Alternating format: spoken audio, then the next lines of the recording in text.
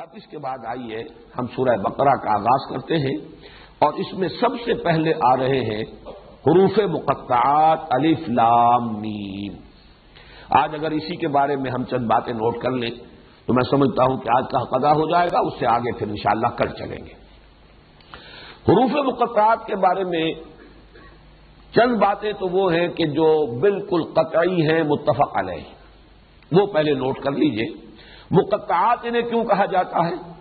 قطع کاٹا، قطع ٹکڑے ٹکڑے کر دیا۔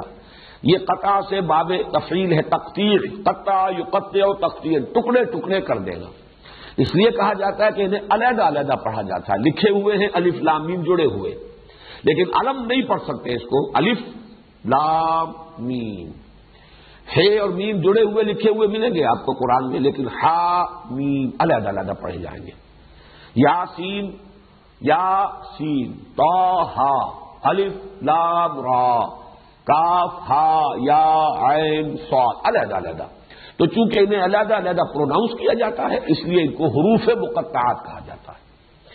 ان کے بارے میں جو متفق علیہ باتیں ہیں، ان کا حتمی یقینی مفہوم و معنی کسی کو معلوم نہیں سوائے اللہ اور اس کے رسول صلی اللہ علیہ وسلم۔ قال و اقول بہت ہے، لوگوں نے رائے دی ہے، اپنا اپنا ذوق ہے، اپنے مزاج کی مناسبت سے باتیں کہی ہیں، لیکن اس پر تقریباً اتفاق ہے کہ ان کا یقینی حتمی مفہوم کسی کو معلوم نہیں۔ یہ ایک راز ہے اللہ اور اس کے رسول کے مابین۔